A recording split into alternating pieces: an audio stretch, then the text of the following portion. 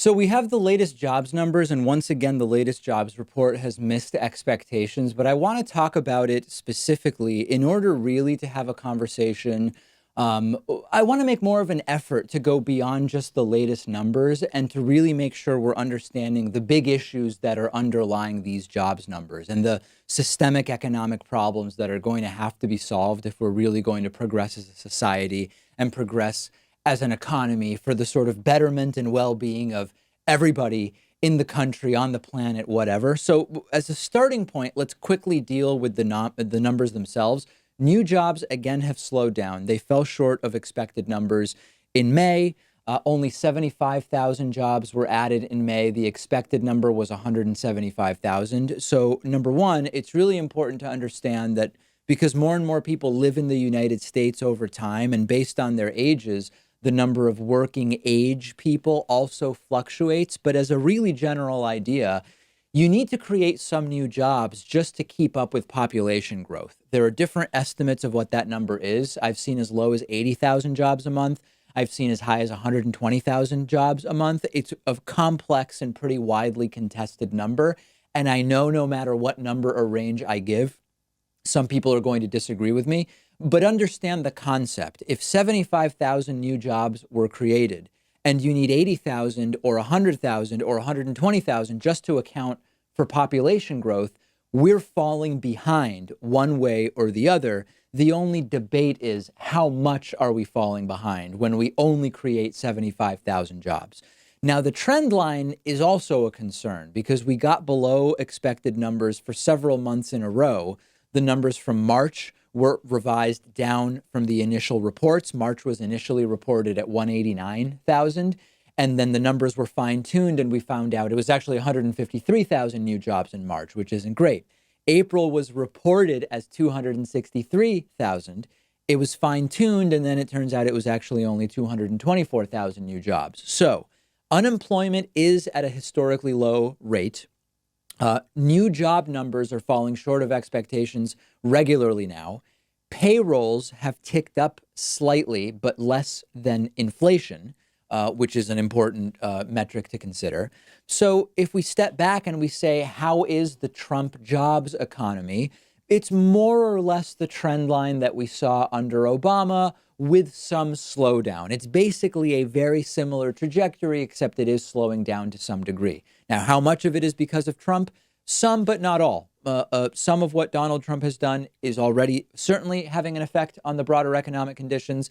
And then stepping back from that, there's sort of like a broader geopolitical circumstance that exists not in a vacuum, but sort of on a continuum, and that has carried on from the Obama presidency into the Trump presidency. Now, let's get to the really important stuff, because everything I've told you so far, it's important to know, but tracking these numbers will not and does not address the real problems that we have in the United States around working and labor and wages. I'll give you an example. Here's a problem.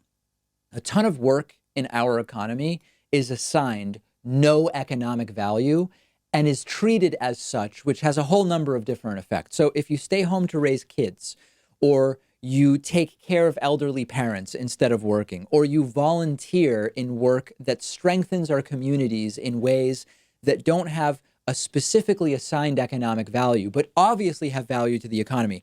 If kids aren't raised in a good way, to use a really sort of vague general term, if kids aren't raised in a way that makes them good members of our communities, that has an economic cost. They are more likely to commit crime, which costs money in terms of police and property damage and whatever else. So you can understand how raising kids properly has an economic value, but it's hard to exactly assign a number to it. And if you can't do that in our economy, it's effectively valued at zero.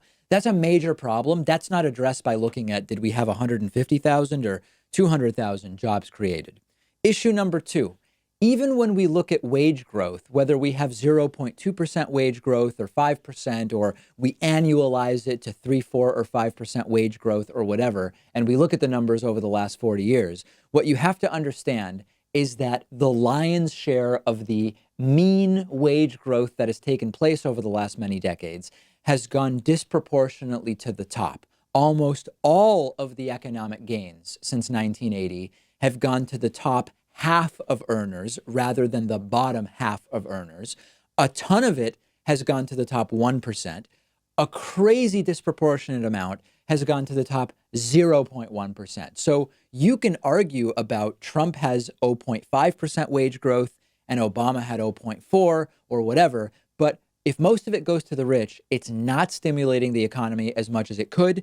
It's making society more unequal, which increases crime and all sorts of other problems. That needs to be solved. So the point I'm trying to make to you is that bragging about we're up 0.2% in wages, or the unemployment rate has ticked up or down 0.1%, or 150,000 versus 160,000 job creation, it doesn't deal with these long-term systemic problems that when members of Congress are reelected every 2 years, when presidents are reelected every 4 years, and senators are reelected every 6, there is no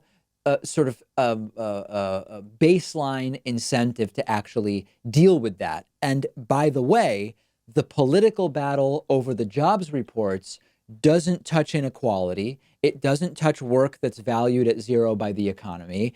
And none of it deals with automation and technological unemployment and the fact that we're going to have to rethink human relationships to work. There are a ton of ideas around how do we think about technological unemployment and automation and robotics and artificial intelligence. We've heard about universal basic income. We've heard about government guaranteed jobs programs, negative income tax rates. The most important question is going to be who gets the gains from technology if nothing changes in our economic system? And we know the answer. The huge corporations and the rich people who buy the robots and the automation technology and the artificial intelligence infrastructures, they are going to get the gains, which is going to make the country more unequal. It's not going to do demand side stimulus, meaning giving people money that they can spend. Imagine a company with 100 employees and a technology that lets them double productivity. There are lots of ways to distribute the gains. A pure capitalism solution might be the company fires 50 people and they're able to keep producing the same amount of stuff with half the employees because of this great technology. It's terrible for the economy. 50 people are now out of a job. They don't have money with which they can go and buy things from other companies. So those other companies that want to be selling stuff to those 50 people lose out. And those other companies end up having to let people go. So that's not good. Like a pure free market capitalism solution for technological unemployment and automation technology is not good. The employer could also say, instead of firing 50 people, we'll keep all 100 people, but now with this new technology that doubles productivity, each employee only has to work 20 hours a week instead of 40 hours a week, and they can all keep making the same amount of money. And the capitalist, so to speak, the ownership, the business, doesn't get any of the gains. Now, companies aren't going to do that. A fair solution would be that the company gets a little bit of those gains because they're buying the new technology, but the workers also get some of it. I don't know exactly what the numbers would be, but that would be sort of a solution from the world of social democracy. But as you can see, there has to be regulation in order to prevent the company from just taking all the gains and firing half of their workforce. And that's just one of the problems that needs to be solved. So my message to you today is that we can't take any politician seriously that isn't talking about the deeper issues: job creation numbers, unemployment rates, wage growth, these ideas of we're going to bring back manufacturing. These are surface issues that if we solve are effectively band-aids in our economic system. If a candidate isn't talking about restructuring the economic system, changing the relationship of humans to work, dealing with inequality in a serious way, dealing with the economic activities that are not valued at all by our current economy.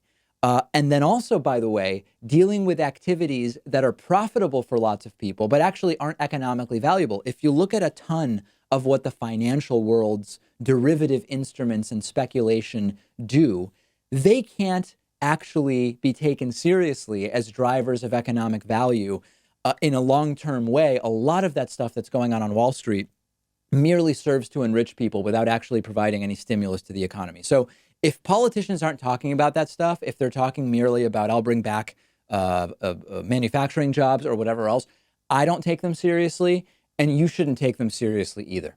Let me know what you think. I'm on Twitter at @dpakman. The show is on Twitter at David Pakman Show.